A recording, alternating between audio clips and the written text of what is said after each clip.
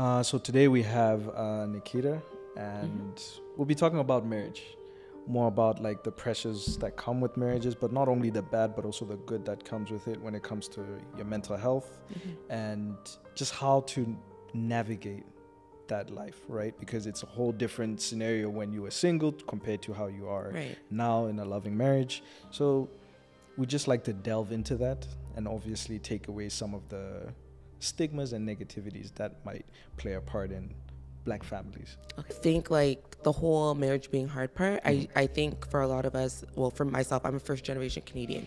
So my parents are West Indian. So I think for a lot of like millennials, Gen Zs, we've seen a lot of toxicity in marriages. So we've seen people staying in marriages when they hated their spouse. We've seen like people, like parents, like cheating on each other, like infidelity, like abuse with money. So we've seen a lot of things, and those people still staying together. So I think like that is an added factor for why there's such a negative connotation around marriage, because like, no, I'm not dealing with that. Like, I'm not gonna be in a marriage where that's even expected of me to deal with.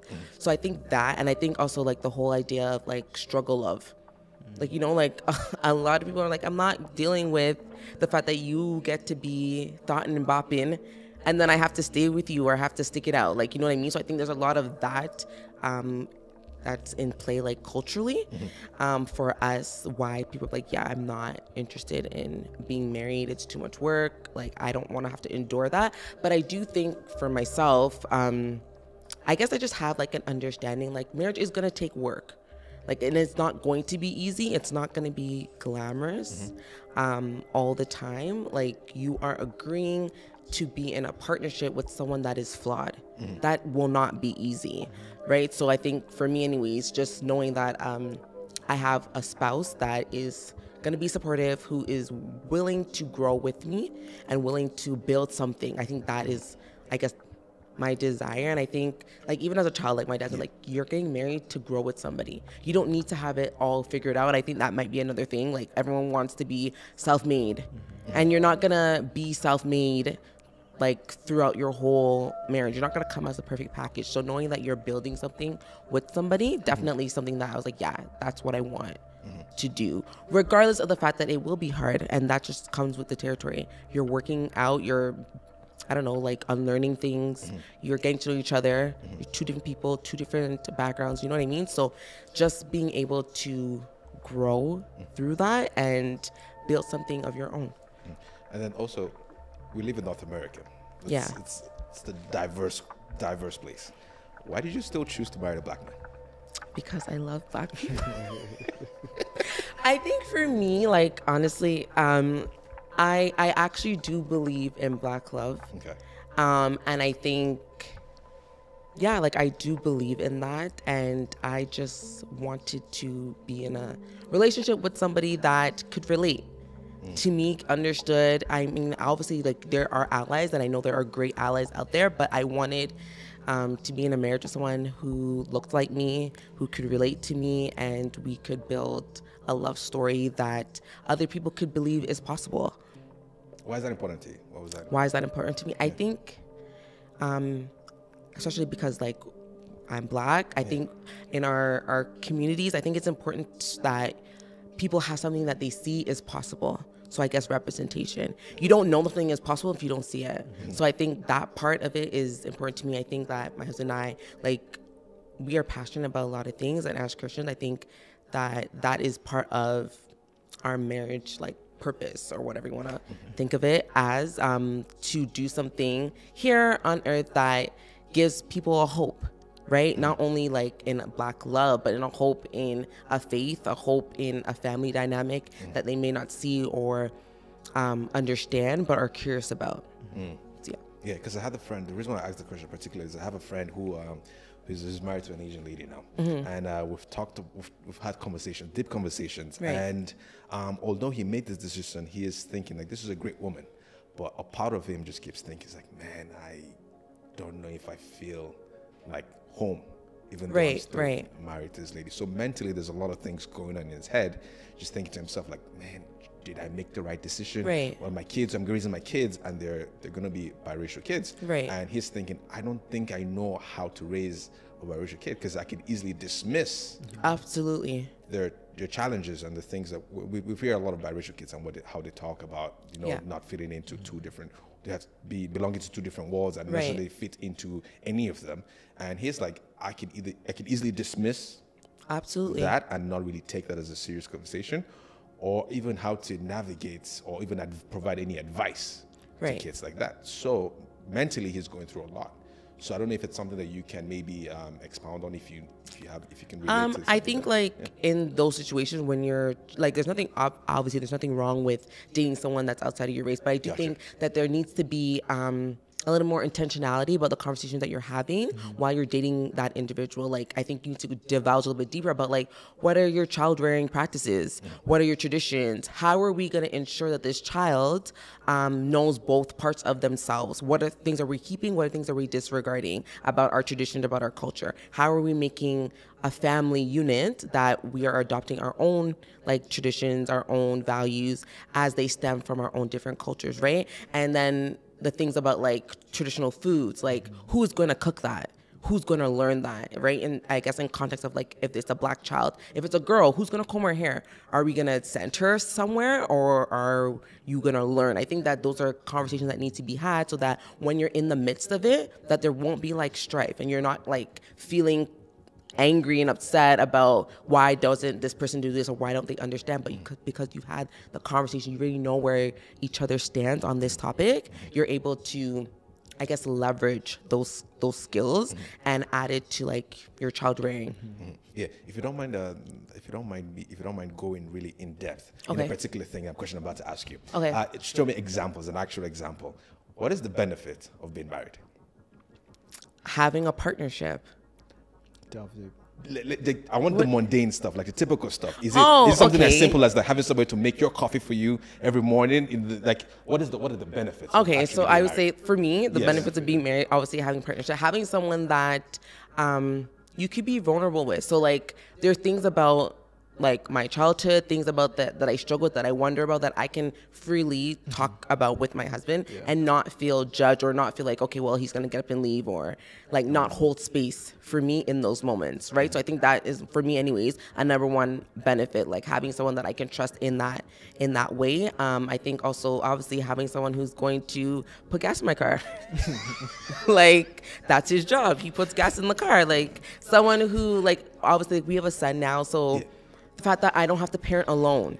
Like, I can't imagine having to do that on my own. Like, I think single parents who do that, like, they're amazing, but I can't imagine having to do that. And that's really difficult. So being able to parent with somebody who is on the same page with me about how to raise our son, right? So like, even the sharing of chores, I guess, or like duties, right? So like Nigel, he does morning routines with our son. Like he gets him dressed, he changes him, he gets him ready for daycare. I drop him to daycare and I do bedtime routine. Like, just sharing, I guess, the work with somebody else, and being able to do that with someone that you actually like, right? So I think, like, I guess that also has to go into like picking the right partner. But I like being able to do something life with someone that you like, and that you can grow with, and that you can see like a future beyond just a child rearing years. Like, I think that is definitely a benefit. And what do you think that has done for you when it comes to your mental health? Having a partner to be able to go through life with and basically tick off those things that you know that if you were by yourself or with the wrong person, right, things would have gone a different way. How does that? I think when you're by yourself, you can obviously supplement those things. Like, I'm a very big advocate about like community. You can obviously like have a therapist, like someone that you can like offload like your thoughts, your feelings and stuff like that. But I do think for me, how that affects my mental health, I guess in a lot of ways, like obviously life, like stressors in life, having someone again like to share that load, to share those thoughts, share those feelings, and then having a different like point of view or perspective, someone that like reassures me of who I am.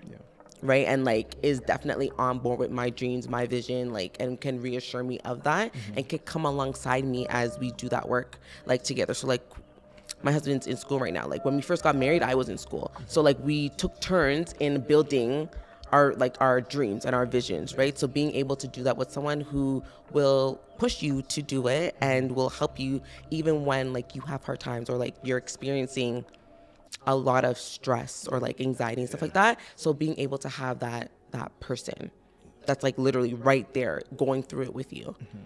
And there was a point you touched on when you said it's his job. Yeah. So the hot button topic these days for the past couple of years has been the whole gender role thing, right? How was that maneuvered? Was it a thing of where you just, like everybody just went into their position where it just fell into place naturally, or was it a thing of it was more of like a tug of war where maybe you were a little bit more independent and you wanted to hold on to certain things a little bit longer and waiting for the whole you need to trust the person to be able to do that, right? I think different seasons of our lives have required us to do different things. So what I mean by that is when we first got married, like I mentioned, I was in school, and so at the time, like I was in school, my husband would pick me up from school, and then we'd go home, and I would go home from school and do homework. So I wasn't cooking. He cooked. And he made our lunches and whatever, and that was that. So he took on those roles. And then when I finished school, and I think he started school, and like I had our son, because I was home, I was doing like that food prep, that cooking, stuff like that. I think we just pretty much fell like into place and where there was a gap, and also like what each other likes doing, not doing. Like I don't like washing dishes, so my husband will wash dishes. I don't like doing laundry, so like he'll do the laundry. But like I like to clean, so I'll clean the house, I'll clean the bathroom, I'll clean like the rooms, stuff like that. So we just divide up, I guess, labor based on like where we are in life and what we like and don't like. So this all just came about naturally. It wasn't like a whole... I don't recall us having a conversation. Because the thing is, right now, everybody makes it seem like it's a whole ceremony where you have to sit down and you have to divvy up things. You have to make sure you do this. The man must do this. The woman must do that. Right. But the way you're putting it, it seemed like everything just fluid, because at the center of it all is just love, right? If there's love at the center of everything, everything just flows, and that's how it seemed. I think maybe we did have conversations on like, I think when I first went on mat leave, and like when we first, like I couldn't bend over, stuff like that, so like he had to do a lot of like the cleaning. So that was a conversation about like what I would do around the house and what he would help me to do, because I physically could not do it. But other than that, like I don't think we actually sat down and said, these are the things that I'm willing to do and these are the things that like you have to do. I think more so when it came to like finances, that we had a conversation about like how are we going to like deal with our finances. I think we had a conversation about that. But not so much about like household task. I think just one more on my part. I think one thing that we've always had a conversation about, if you have a significant other, is being able to have someone who has good conflict resolution like skills. Being able to like get through stuff and then just literally get through it so that it doesn't have to be brought again. So working towards actually bettering certain situations or certain stripes that people have, or the person your significant other has, to be able to move forward. Right? Has there ever been a point in your marriage where certain things that maybe you have done like previously or with previous boyfriends or whatever, that you felt that you saw there was a change in those certain things, like certain aspects about yourself where you realized that, oh, like this is just something that I knew this was right, because naturally maybe I would have been a little bit more stubborn with certain things. Oh gosh. Definitely. I would say yes to that. That definitely did happen for me, because I was going for people's jugular. Like you say something wrong, like I'm coming for you, like don't play with me. But I did notice that like I got a little bit softer with the way like I dealt with conflict. And I think also because of Nigel's temperament, like I'm a little bit more like loud and boisterous. Like I will be willing to fight you. Nigel isn't. He's a lot calmer and a lot more quiet. Like if we're in an argument, he's not interested in the fight. Where I'm like, no, like let's fight. Like let's have the back and forth exchange. Like let's do that. And he's like not interested. So like I've learned to be a lot calmer and hold space for him, because he's not really sometimes interested in fixing or talking about what the issue is in the moment, where I want to talk about it now, right? So just holding space, I guess, for him to like gather his thoughts and gather like how he's feeling before we even have like that conversation. And I think in terms of like resolving conflict, I think like we've had to talk about how we've learned to resolve conflict. So, because obviously your childhood, how you've watched your parents and people around you resolve conflict is how you will resolve conflict, right? So we've had to have intentional conversations about that, what we've learned and what we've been holding in our subconscious, and then unlearn a lot of things, right? So like not just leaving things to just be and just like walk around each other and not actually resolve things, because I feel like that's how you build resentment.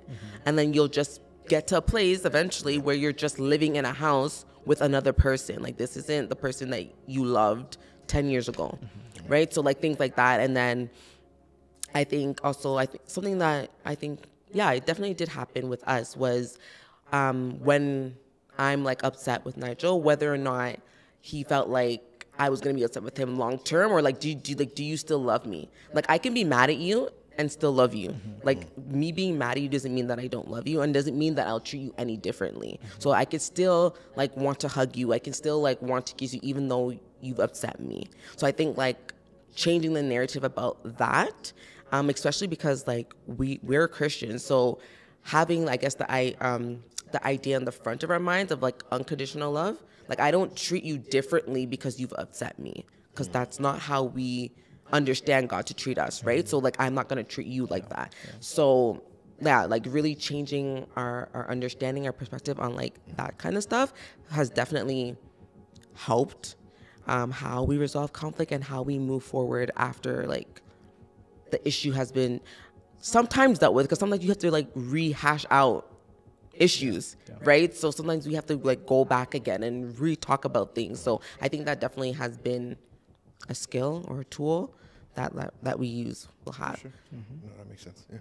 All right, I think that's about it. Thank you so much. This was such an insightful. Thank you guys. Because I feel like there's a lot of things that someone could learn, and a lot of people would learn from. Because even like you just being a positive role model for people to follow, which is the main reason why we brought you on, is for other people to see, oh, this actually exists, and we want to see them more in the media too as well. Because if I want to go that route, which I will go that route, I just want to see a lot of people who kind of look like me, who are having success. Right. Not necessarily all the negative all the time, but I want to see what the success looks like and what the benefits are, and then so we can, so it entices people like me and younger people to want to go down that route. And I think it's a great thing that like we live in a digital age where like there's people are actively like displaying their lives online. Obviously you have to use the information you get, like you have to use discernment to discern like whether or not, right? But I think like because there are more Black families like online, like showing you like the positivities of like being in a family unit, like that's great too, because